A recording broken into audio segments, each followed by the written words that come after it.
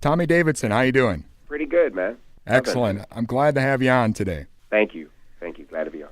Well, I know we only have a few minutes, so I'll get started here. Okay. And right off the bat, I'll ask you about your new, well, not new, I guess it's renewed now for a second season, your Adult Swim show, Black Dynamite.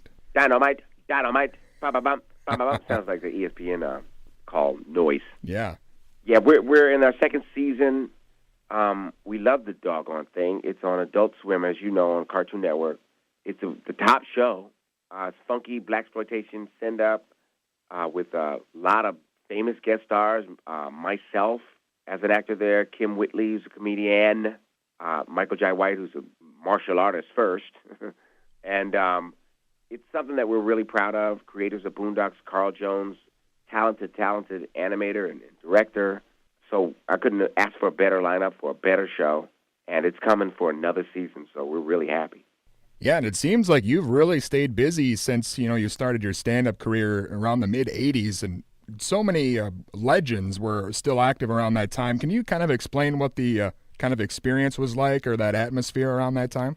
Yeah, coming into comedy, I was, a kid, coming into comedy, I was looking up to Damon Wayans and Sinbad and George Carlin and all these people, Roseanne Barr, and they were all doing stand-up comedy before they had TV shows, and I kind of entered Hollywood right at that time when all of those people started really getting their careers going. So I was able to be there and develop fast, in a Hollywood that was moving fast. So in my journey, ran into Jim Carrey, and Keenan Ivory Wayans and the Wayans family, and David Alan Grier, Jennifer Lopez, Jamie Foxx. And it's just a heavy-duty pool of talent, from Terry Lewis and Jimmy Jam to Eddie Murphy, Whitney Houston. It's just a good time to start out as an entertainer. So I consider myself fortunate. Yeah, and a good majority of that list you just mentioned all wound up with you on the cast of In Living Color. Can you tell us a little bit about how that came about? Well, Keenan Ivory Wayans, who reminds me of like Professor Xavier for the X-Men, but imagine that for comedy. He just went out to the clubs and saw who was the best, teamed us up together, got us on a TV show, and history was made. Well, and I got to say, it's been over 20 years since that show was on, but still one of my favorite shows, and I don't think it's real, dated at all. It's still funnier than a lot of the sketch comedy shows that came on after it. Yes, indeed. Can you tell us a little bit about, what the writing process was like? Did you guys just come up with material for your own characters, or were you kind of teaming up? Or yeah, that's what made the show good, was the writers hung out with us. So we were kind of one thing. We wrote and did comedy. A lot of those writers did stand-up comedy and did sketch comedy. So we were like one big team. That's why we were so good, because everything was one thing. There wasn't a separation between the writers and the actors. We were all one thing. So I think that's what made us different.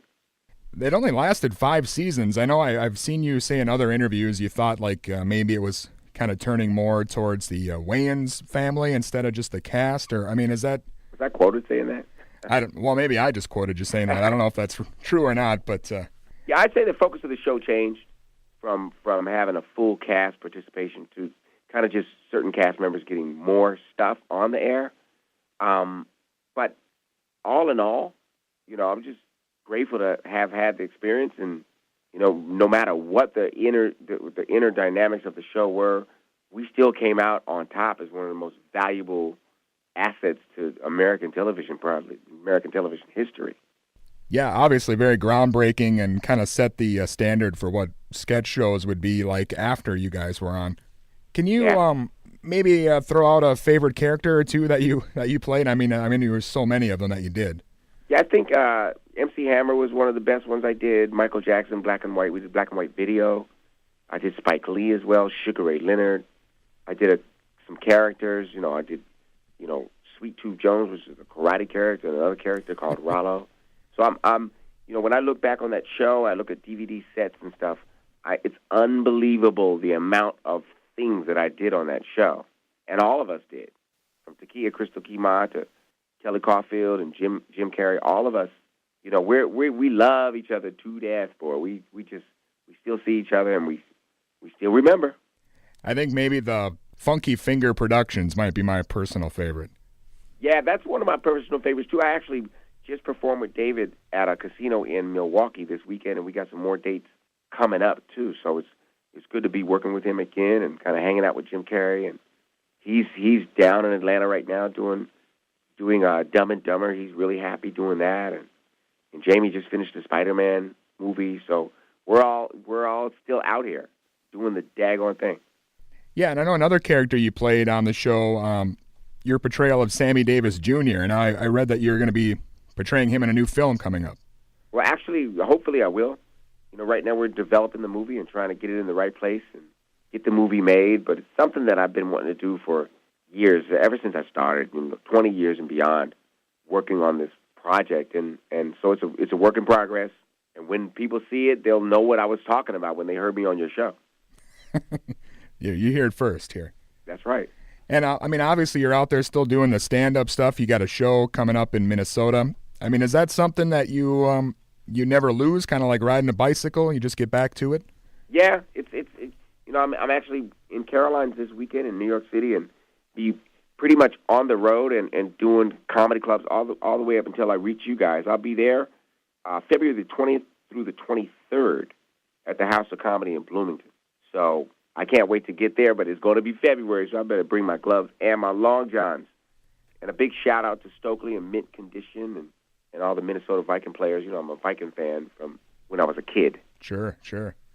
So I can prove that. I mean, I like the Vikings since they had all white running backs. Okay, so you know how long ago that was. Yeah, that was way back in the day then. Yeah, it had a Jim Osborne and Ed Marinero. So I want to kind of get your sense of what you think today's sort of stand-up scene is like. I mean, definitely you said all the big names when you started, but what do you think about the guys that are out there now? A lot of them are great. A lot of great comics out there. The business of comedy is flourishing. We're kind of like doctors, we heal with laughter. So there's a lot of comics out there. I can't speak for them individually because I'm so busy. I'm only focusing on my audience. I mean, go to TommyDavidson.net and you'll see how busy my schedule is. And it's a good thing. Yeah, and speaking of that, is there anything else upcoming besides all the things we mentioned or anything you wanted to kind of plug here? Another comedy special in the horizon, a television show that I've been working on for a long time. The future's in the palm of my hands right now. Excellent. Well, again, I got to say it's been an honor to have you on. One of probably my favorite from the In Living Color days and all the other stuff. We're looking forward to Black Dynamite, and thanks a lot for being on today. You got it. All right, bye-bye.